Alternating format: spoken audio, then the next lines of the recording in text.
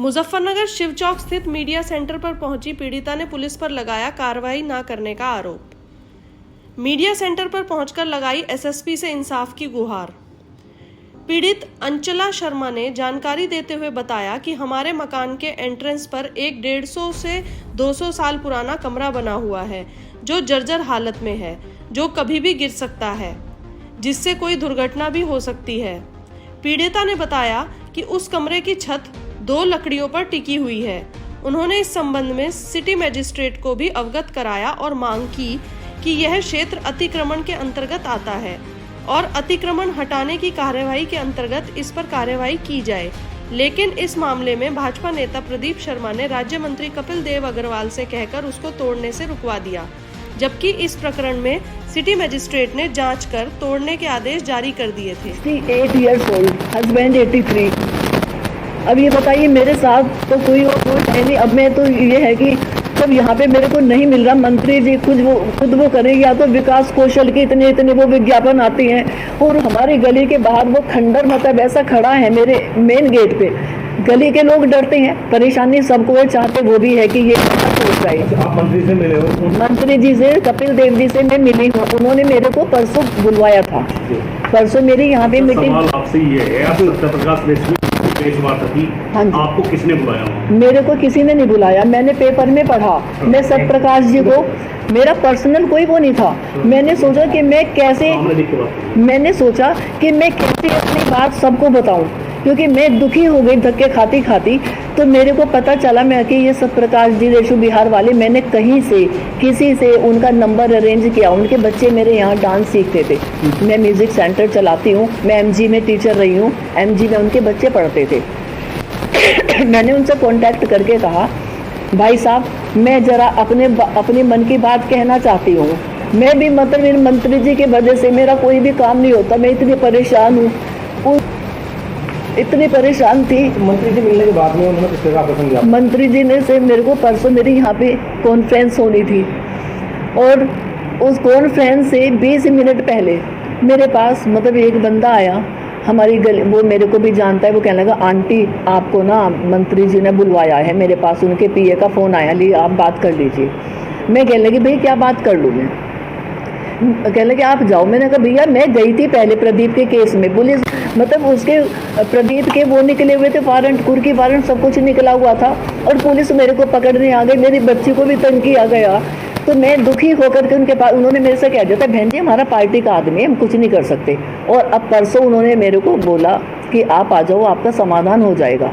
मैं परसों गई और जो मीटिंग का टाइम था वो उनको मेरी मिस करानी थी। वो कहने लगे क्या बात है, क्या है, और गोल मोल सी बातें करने लगे। फिर कहने लगे सिटी मजिस्ट्रेट का अजी ये, मैंने कहा देखिए भाई साहब ये है, मतलब मैं अपना कुछ नहीं निकला। ये निकला, उन्होंने मुझसे कहा कि आप ना कल सिटी मजिस्ट्रेट से मिल लीजिए, जो कल का दिन गया, परसों मिली थी ना मैं उनसे। तो उन्होंने मेरे को कल के लिए कहा 11 बजे, 10:30-11 बजे वहाँ पे पहुँच जाओ आप कोर्ट में, उनसे मिल लो। मैं वहाँ 2.5 घंटे बैठी रही, वो नहीं, मेरा जेठ का लड़का है प्रदीप शर्मा। महेश शर्मा बहुत दूर के परिवार में हमारे, जैसे 5 पीढ़ी पहले वो रहे होंगे, तो वो उसको छत्ते को अपना बताते हैं। ये भी रिश्तेदार है आपका? हाँ जी। अच्छा, ये जो अरविंद गुप्ता है सज्जन वाला, हाँ जी, इसका संधि महेश शर्मा है। और उस दिन भी वो वहाँ पे मिले तो मेरी तो उसमें आवाज़ जो है रेशू वाले के यहाँ, मैं सिर्फ इस वजह से गई थी, मुझे पता था कि ना तो मेरी कोई कॉन्फ्रेंस हो पाएगी कि मंत्री जी से सब लोग डरते हैं। मेरे दिमाग में ये था, मंत्री जी का रोल ये है कि वो सारा काम मेरा रुकवा देते हैं।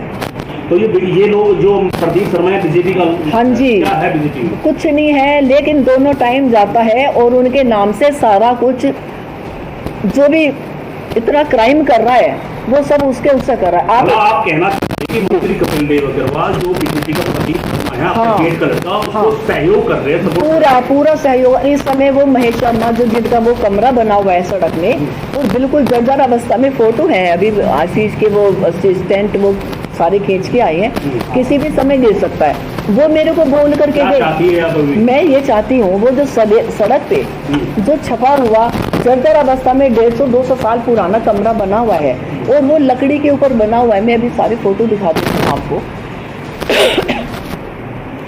वो तोड़ दिया जाए कि ये पावर जो है सिटी मजिस्ट्रेट को होती है। हाँ। तो मैं सिटी मजिस्ट्रेट के पास एप्लीकेशन दी, मैंने दी दिसंबर 23 में, और खुद उन्होंने मेरे से लिखवाई, मैडम नहीं बड़ी नहीं लिखनी, उन्होंने अपने वर्ड्स में मेरे को एप्लीकेशन लिखवाई कि हम ये देख लेते हैं कि वो सड़क पे ही बना हुआ है क्या। सड़क पे बना हुआ है तो वो अतिक्रमण में आता है, वो टूटेगा ही। उन्होंने खुद लिखवाया, सारे मैंने फ़ोटो लगाए, मैंने मोदी जी के, योगी जी के पोर्टल पे 2 बार भेजा है, और वहाँ से जो जांच आती है वो यहाँ रोक दी जाती है। मतलब आपका कहना ये है कि प्रशासन भी इस पे अतिक्रमण हटाने की कार्रवाई नहीं कर, आप उसको हटवाना चाहती है। हाँ जी, मेन ये है इस समय। प्रदीप शर्मा, महेश शर्मा, अरविंद गुप्ता, इन तीनों को अगर मुझे कुछ भी होता है, अगर इन्होंने ये नहीं हटाया, मतलब आप कोई भी जाकर के देख ले, सोचेंगे कि आप जी कैसे रहे हो। मेरे पास इतना सा फ्रंट है, सिर्फ मतलब 3.5 इंच की गैलरी है। इधर प्रदीप शर्मा ने जो हमारा लोक अदालत से बंटवारा हुआ था कि 4 इंच की दीवार जिस पे मेरी कड़ियाँ टिकी हुई है, उस पर प्रदीप ने 4थी मंजिल, इधर महेश ने खींच लिया, मतलब उसने मेरी बैठक के ऊपर। फिलहाल मैं ये चाहती हूँ वो अतिक्रमण हटना चाहिए।